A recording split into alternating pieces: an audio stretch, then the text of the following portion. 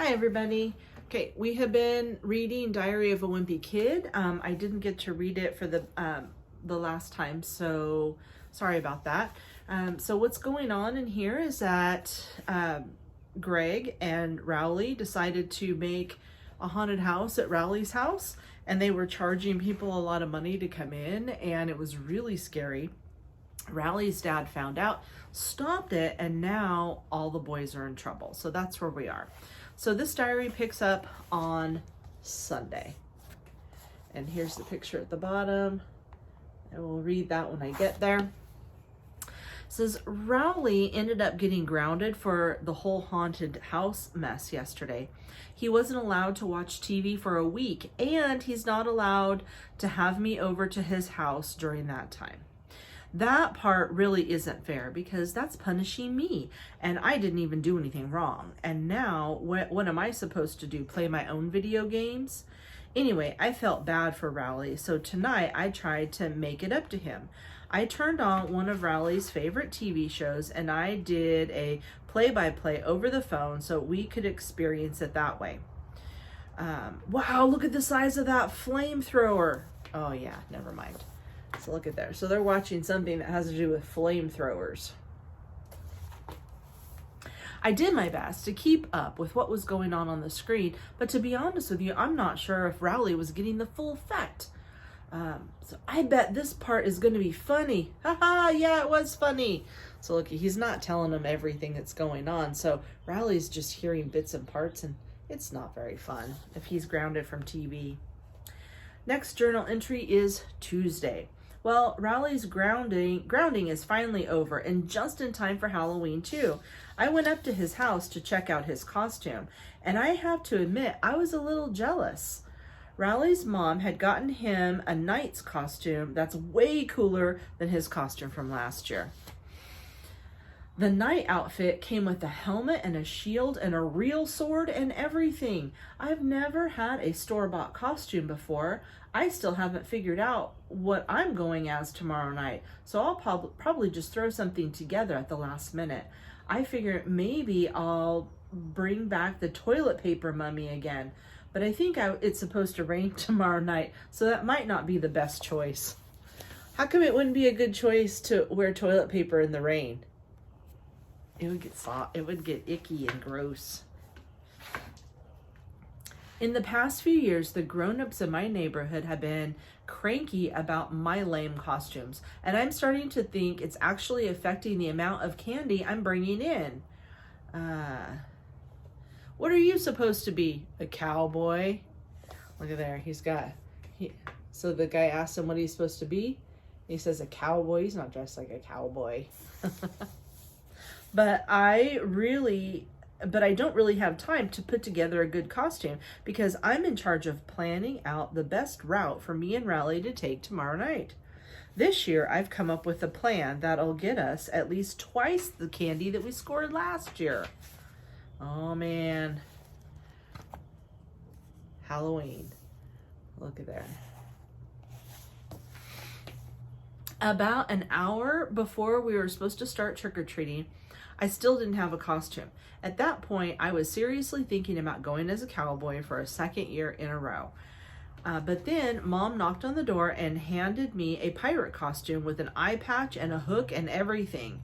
Rowley showed up at 6:30 wearing his night costume, but it didn't look anything like it did yesterday. Oh my goodness, what do you think Rowley did to his costume? Rowley's mom made all of these safety improvements to it, and you couldn't even tell what he was supposed to be anymore. Oh, moms. She cut a big hole in the front of his helmet so he could see better. She covered him up with reflective tape. She made him wear his winter coat underneath everything, and she replaced his sword with a glow stick. Oh man, look at that. Poor Rowley. I grabbed my pillowcase and me and Rowley started to head out, but Mom stopped us before we can go anywhere. I want you to take Manny with you. Who remembers who Manny is? Manny is Greg's little brother. Oh, how do you think that's going to go over?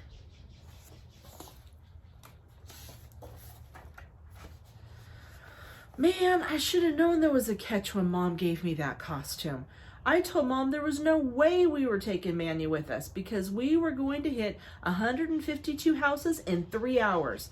And plus, we were going to be on Snake Road, which was way too dangerous for a little kid like Manny. I should never have mentioned that last part because the first thing I knew, Mom was telling Dad that he had to go along with us to make sure we didn't step foot outside of our neighborhood. Dad tried to squirm out of it, but once Mom makes up her mind, there is no changing it. Look there. So now Dad is going with them. Before we even got out of our driveway, we ran into our neighbor, Mr. Mitchell, and his kid, Jeremy. So, of course, they tagged along with us. Manny and Jeremy wouldn't trick-or-treat in any of the houses with spooky decorations on them. So that ruled out pretty much every house on the block. Dad and Mr. Mitchell started talking about football or something, and every time one of them wanted to make a point, they stopped walking. So we were hitting only about one house every 20 minutes. And there are the dads going blah, blah, blah, blah, blah, blah, blah, blah, blah, blah, blah, blah. After a couple hours, Dad and Mr. Mitchell took the little kids home. I was glad because that meant me and Rowley could take off. My pillowcase was almost empty, so I wanted to make up as much time as possible. A little later, Rowley told me he needed a potty break. I told him hold off for another 45 minutes, but by the time we got to my grandma's house, it was pretty clear if I didn't let Rowley use the bathroom, it was going to get messy. So I told Rowley if he wasn't back outside in 1 minute, we were going to start helping ourselves to his candy. Oh man, look at Grandma outside. She's not sure what to do with that situation. Okay. After that, we headed back into the house, but it was already 10:30, and I guess that's when most grown-ups decide Halloween is over. You can kind of tell because that's when they start coming to the door in pajamas and giving you the evil eye. We decided to head home. We made up a lot of time after Dad and Manny left, so I'm pretty satisfied with how much candy we took in. Then, when we were halfway home, this pickup truck came roaring down the street with a bunch of high school kids in it. Look at the people looking out the window, giving them the evil eye.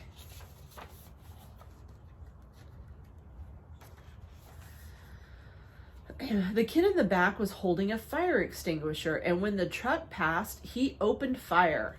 Look at there. So hit him with a fire extinguisher. Not a very good choice.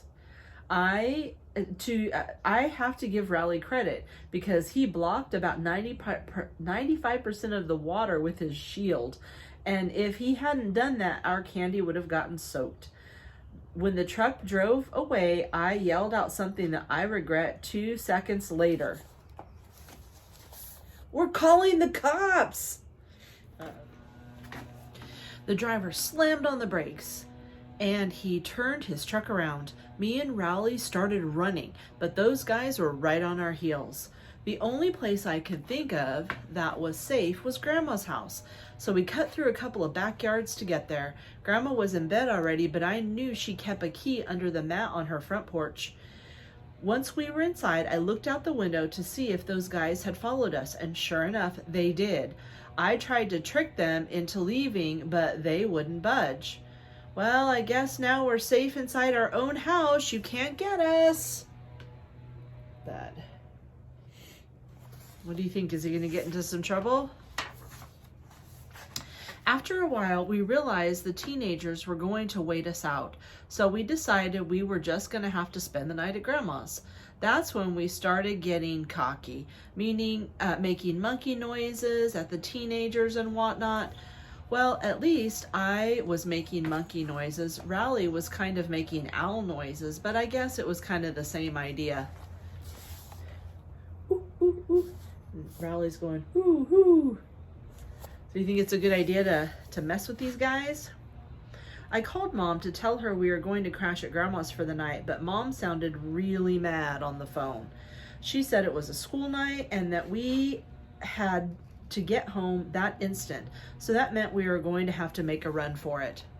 I looked out the window, and this time I didn't see the truck, but I knew those guys were hiding somewhere and were just trying to draw us out. So we snuck out the back door, hopped over Grandma's fence, and ran all the way to Snake Road. I figured our chances were better because there weren't any streetlights. Snake Road is scary enough on its own without having a truckload of teenagers hunting you down. Every time we saw a car coming, we dove into the bushes. It must have taken us a half an hour to go 100 yards. Look at that. They are hiding and, ooh, they are in trouble. But believe it or not, we made it all the way home without getting caught. Neither of us let our guard down until we got to our driveway. Oh, so they think they're safe. Do you think they're safe? But right then, there was an awful scream and a big wave of water coming towards us. Splash! Look at that. What do you think's happening there? Are those the teenagers? Man, I forgot all about Dad, and we totally paid the price for it. So Dad says, whoopsie, hee hee. When me and Rowley got inside, we laid out all of our candy on the kitchen table. The only thing we could salvage were a couple of mints that we had wrapped in cellophane and the toothbrushes Dr. Garrison gave us. I think next Halloween I'll stay home and mooch some Butterfingers from the bowl Mom keeps on top of the fridge. Oh man, that's not a very good Halloween night for them. All right, this is November now, Thursday. November, Thursday. On the bus ride into school today, we passed by Grandma's house. It got rolled with toilet paper last night, which I guess was no big surprise. I did feel a little bad because it looked like it was going to take a long time to clean up. But on the bright side, Grandma's retired, so she probably didn't have anything planned for today anyway. There's Grandma's house with toilet paper all over it. If there's one thing most boys in my school are into, it's professional wrestling. So Mr. Underwood might as well have set off a bomb. Lunch comes right after PE, and the cafeteria is a complete madhouse. There, it looks like they're doing professional wrestling there in the cafeteria. I don't know what school was thinking having a wrestling unit, but if I decided I didn't want to get twisted into a pretzel for the next month and a half, I'd better do my homework on this wrestling business. So I rented a couple video games to learn some moves, and you know what? After a while, I was really starting to get the hang of it. So him and Rowley are here, and it says, "Does that feel right?" And Rowley says, "Yes, no, help." So he's learning something. In fact, the other kids in my class had better look out, because if I keep this up, I'm going to be a real threat. Look at there. Then again, I better make sure I don't get too good. This kid named Preston Mudd got named Athlete of the Month for being the best player on the basketball team. So they put his picture up in the hallway. There's his name, P. Mudd, Athlete of the Month. It took people about 5 seconds to realize how P. Mudd sounded when you said it out loud. And after that, it was all over for Preston. P. Mudd, P. Mudd.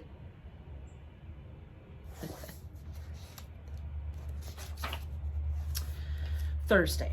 Well, I found out today that the kind of wrestling Mr. Underwood is teaching is completely different from what they see on TV.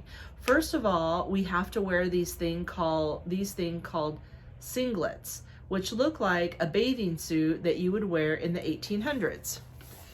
So look at that. And second of all, there were no pile drivers, no hitting people over the head with chairs or anything like that. That doesn't sound like very fun wrestling.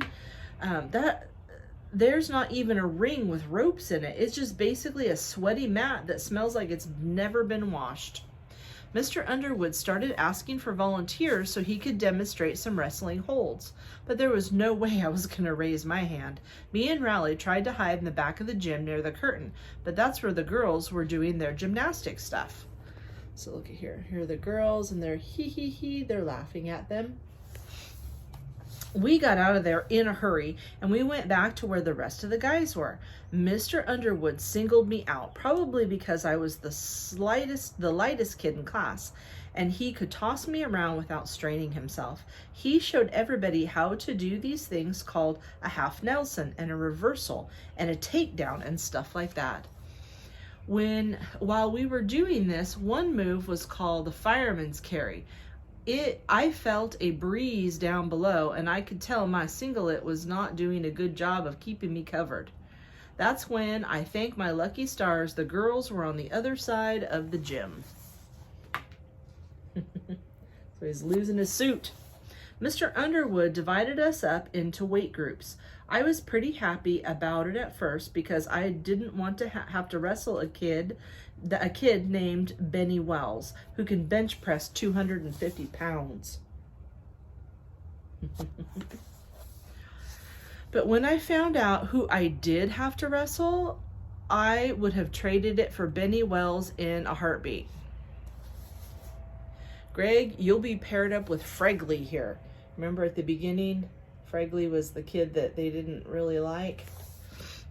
Fregley was the only kid light enough to be in my weight class, and apparently Fregley was paying attention when Mr. Underwood was giving instructions because he pinned me every which way you could imagine. I spent my 7th period getting way more familiar with Fregley than I ever wanted to. Look at that. So Fregley's got him pinned. The coach is yelling, blows his whistle. Tweet. All right, we're going to stop there for today. All right, guys, have a good day. I will see you again tomorrow. Bye-bye.